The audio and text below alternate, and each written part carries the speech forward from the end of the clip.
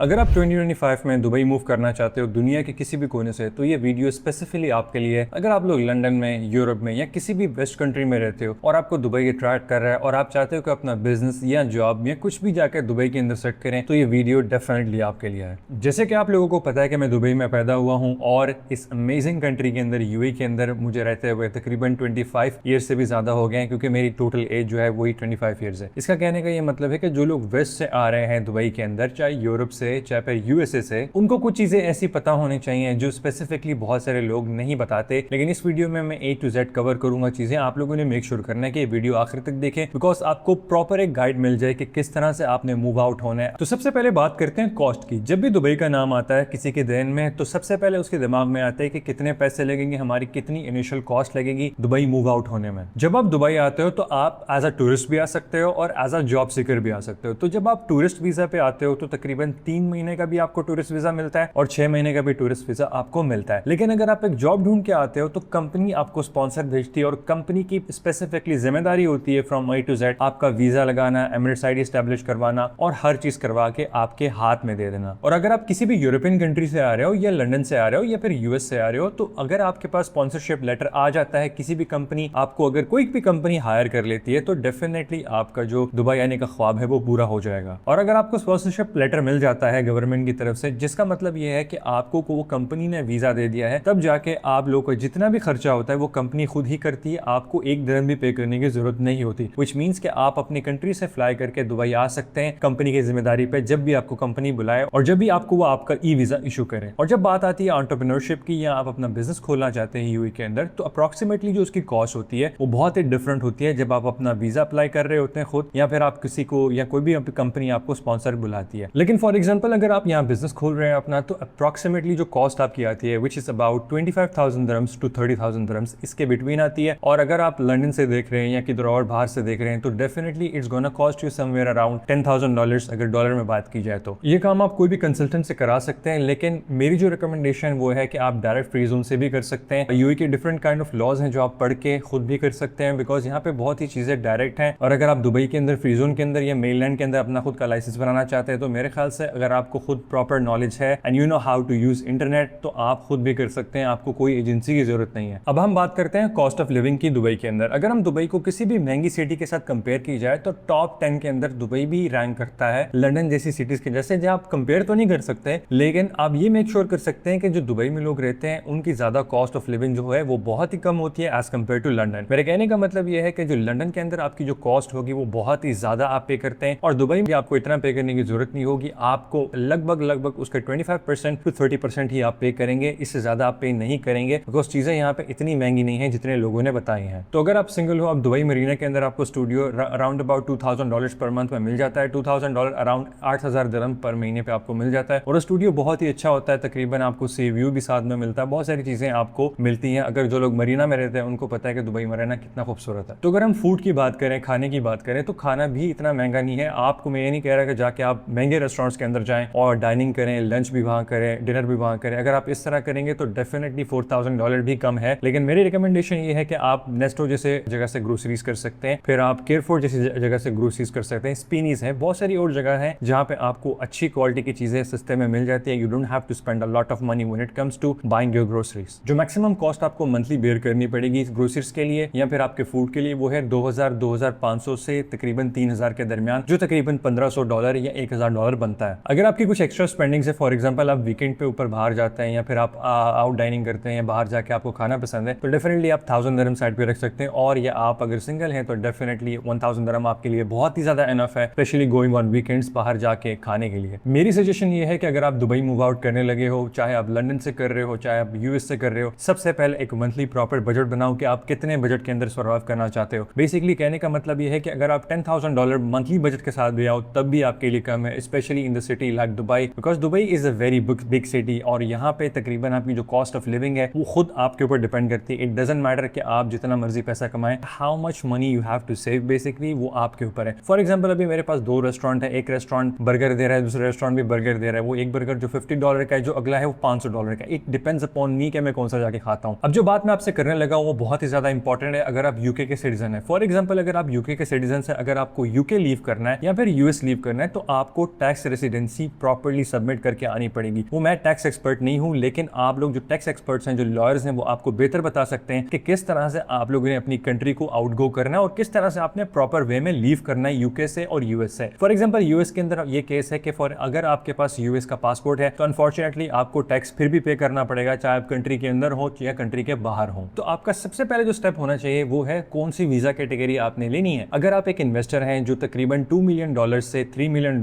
तक इन्वेस्ट कर सकता है, तकरीबन 2 मिलियन दिरहम तक, तो डेफिनेटली आप गोल्डन वीजा के लिए एलिजिबल हैं। या फिर कुछ इंडस्ट्रीज हैं जैसे कि साइंटिस्ट हो गए, फिर फिलांथ्रोपिस्ट हो गए, बड़ी बड़ी कैटेगरीज हैं। या फिर आपने कुछ ऐसा काम किया हो जो सस्टेनेबिलिटी के लिहाज से बहुत बेहतर हो, तभी जाके आपको गोल्डन वीजा इशू होता है। लेकिन अगर आप वो नहीं कर सकते या आपके पास कुछ इस तरह का नहीं है, आप $500,000 तक इन्वेस्ट करके यूएई के अंदर गोल्डन वीजा ले सकते हैं। तो बहुत लोग ये चीज अफोर्ड नहीं कर सकते, स्पेशली 2 मिलियन दिरहम इन्वेस्ट करना। और अगर आप नहीं कर सकते, इट्स कंप्लीटली फाइन। आप लोगों को मैं सबसे बेटर वे बताता हूँ, वो ये है कि आप यूएई के अंदर कंपनी सेटअप कर सकते हैं। अब कंपनी दो टाइप की होती है, पहली होती है फ्री जोन, दूसरी होती है मेनलैंड। आप लोगों को ये दो डिफरेंस समझना बहुत ही ज्यादा जरूरी है। फ्री जोन कंपनी क्या होती है? सबसे पहले अगर आप एक एंटरप्रेन्योर हैं, अगर आप ऑनलाइन काम करते हैं या फिर फॉर एग्जांपल आप ई कॉमर्स का स्टोर रन करते हैं, तो आपके लिए जो बेस्ट कंपनी रहेगी वो फ्री जोन की कंपनी है। लेकिन अगर आपका फिजिकल बिजनेस है और अगर आपके फिजिकल क्लाइंट्स है, अगर आपका रियल एस्टेट एस्टैब्लिशमेंट आप बनाने जा रहे हैं या कोई रेस्टोरेंट बनाने जा रहे हैं और फिजिकली आपके क्लाइंट्स जो हैं वो यूएई के अंदर मौजूद हैं, तो आपके लिए जो सबसे बेटर जो लाइसेंस है वो है मेनलैंड का लाइसेंस। लेकिन जब भी आपने अपनी फ्री जोन कंपनी बनानी है या फिर अपनी मेनलैंड कंपनी बनानी है, आप लोगों को मेक श्योर करना है कि आप लोगों ने बहुत ही केयरफुल रहना है। अगर ये सारे प्रोसेस आपको समझ नहीं आ रहे तो आप डिफरेंट काइंड ऑफ एजेंसीज को भी अप्रोच कर सकते हैं, लेकिन उन एजेंसीज को जिनके ट्रस्ट पायलट के ऊपर रिव्यूज अच्छे हैं। बिकॉज आपने मेक श्योर करना है कि बहुत सारी एजेंसीज हैं, उनको बिल्कुल खुद नहीं पता होता कि वो क्या कर रही हैं। इसी वजह से जाके वो जो क्लाइंट का प्रोसेस है वो सब गलत कर देते हैं और client lose a lot of money, $110,000 just because उनको ये प्रोसेस नहीं पता होता किस तरह से एक प्रॉपर कंपनी सेटअप करनी है with the minimum normal cost, ताकि जो क्लाइंट है वो यूएई आ सके और पर्क्स एंजॉय कर सके दुबई के। कहने का मतलब ये है कि अगर आप ये प्रोसेस खुद भी करना चाहें, इट्स वेरी इजी। वेबसाइट्स मौजूद हैं, यूएई की गवर्नमेंट ने बहुत सारे लॉज जो हैं वो अपने गवर्नमेंट वेबसाइट्स पे लिखे हुए हैं, आप जाके वहां पढ़ सकते हैं। अल्हम्दुलिल्लाह this is something that everybody should know, because from A to Z हर लॉ आपको मिल जाएगा और हर वेबसाइट ऑनलाइन है जहां पे जाके आप फ्री जोन के देख सकते हैं। वेबसाइट पे भी बहुत सारे आपको डाटा मिल जाएगा, चाहे मेनलैंड हो, चाहे दुबई फ्री जोन हो, फिर रस अल खैमा हो, बहुत सारे आप लोग को लाइसेंस वगैरह की जो वेबसाइट्स होती हैं वो ऑनलाइन ही मिलेंगी। तो जब आप अपना लाइसेंस चूज कर लो कि कौन सा लाइसेंस आपने बनाना है, चाहे वो मेनलैंड का हो या फिर फ्री जोन की कंपनी हो, तो उसके बाद आपकी आती हैं एक्टिविटीज। फॉर एग्जांपल अगर आप ई कॉमर्स का बिजनेस कर रहे हैं तो उसकी एक्टिविटीज डिफरेंट होगी, जैसे कि लॉजिस्टिक, ऑनलाइन सेलिंग और भी बहुत सारी एक्टिविटीज उसके अंदर आ जाती हैं। तो अगर फॉर एग्जांपल आप मेनलैंड का लाइसेंस लेके अगर आप बिजनेस कर रहे हैं, व्हिच मींस कि आप एक फिजिकल बिजनेस करना चाह रहे हैं, तो आपने मेक श्योर करना है कि आपने उसी हिसाब से एक्टिविटीज लिखनी है और वो एक्टिविटीज डिपेंड करती हैं बहुत सारे फैक्टर्स पे और आपको ए से लेकर जेड तक आपको हर चीज की एक्टिविटी वहां पे मिल जाएगी। जो एक्टिविटी आपके लिए यूजफुल है वहां पे आप वो एक्टिविटी लिस्ट कर सकते हैं। लेकिन मैं आपको ये भी बताता जाऊं कि कोई एक्टिविटीज ऐसी हैं कि वो एक्टिविटी लिस्ट करने के बाद आपको गवर्नमेंट से अप्रूवल लेना पड़ता है, व्हिच मींस के फॉर एग्जांपल कुछ एक्टिविटीज ऐसी हैं जो गवर्नमेंट के अप्रूवल के बाद ही आप वो एक्टिविटी लिस्ट कर सकते हैं लाइसेंस के अंदर, उससे पहले नहीं कर सकते। तो जब आपका ट्रेड लाइसेंस इशू हो जाए तो आप उसका नेक्स्ट प्रोसेस करोगे, वो ये है कि अपने लिए आप एम्प्लॉयमेंट वीजा निकालोगे। आसान लफ्जों में अगर समझाऊं तो अपने आप को आप एम्प्लॉय करोगे अपनी ही कंपनी में एज अ वीपी डायरेक्टर या कोई भी डायरेक्टर या मैनेजर, जो भी आप करना चाहो, it completely depends upon you. और उसके बाद आपका प्रोसेस शुरू होता है एमिरेट्स आईडी का, फिर ई वीजा का, वो स्टेप बाय स्टेप मैं आपको बताता हूँ। तो जब आपके पास सब कुछ रेडी हो जाए, जैसे कि आपका ट्रेड लाइसेंस है, फिर आपके एक्टिविटीज आपने ऐड करवा ली हैं और उसके बाद आपने फ्लाइट पकड़नी है एमिरेट्स एयरलाइन की, जो सबसे one of the best airlines है, वो लेके आपने आना है डायरेक्टली दुबई। और वो किस तरह आना है, बिकॉज आपके पास ई वीजा आपका इशू हो जाएगा, वो दिखा के आप यूएई के अंदर एंट्री कर सकते हैं। तो जब आप दुबई पहुंच जाए तो आपको एमिरेट्स सेंटर जाना पड़ेगा अपनी एमिरेट्स आईडी बनाने के लिए, व्हिच मींस कि आप यहाँ पे फिजिकल अवेलेबल होंगे तभी आपकी एमिरेट्स आईडी बनती है। उसके बाद जब आपका फिजिकल एमिरेट्स आईडी बन जाए तो एमिरेट्स आईडी के बाद आप करवाएंगे अपना मेडिकल आप शामिल से कर सकते हैं, या बहुत सारी और जगह हैं जो आपको मिल जाएंगी, वो गूगल आप कर सकते हैं, बहुत सारे ऑर्गेनाइजेशंस हैं। मेडिकल टेस्ट क्यों इंपॉर्टेंट है, बिकॉज यहाँ पे अगर आपका वीजा आपको चाहिए विच इज रेसिडेंसी कार्ड, तो आपका मेडिकल होना बहुत ही ज्यादा जरूरी है। फॉर एग्जाम्पल अगर आपको कुछ ना कुछ खुदा ना खास्ता अगर डिसीज वगैरह निकलती है, सो वो आपका एक्सेप्ट नहीं होता, लेकिन इफ यू आर क्लियर तो डेफिनेटली आपका जो वीजा है वो एक्सेप्ट हो जाता है। उसके बाद जो टाइम पीरियड होता है मेडिकल टेस्ट का आने का, मैक्सिमम 1 दिन होता है, इससे ज्यादा नहीं होता। लेकिन अगर इससे ज्यादा दिन हो जाए तो आप डेफिनेटली गवर्नमेंट में फोन करके पूछ सकते हैं। और फाइनली जब ये सब स्टेप बाय स्टेप आपकी चीजें हो जाएं तो आप एक दुबई के रेजिडेंट बन जाते हैं। इधर आपके पास खुद की कंपनी हो या फिर आप एक स्पॉन्सर वीजा लेके आए हो अपने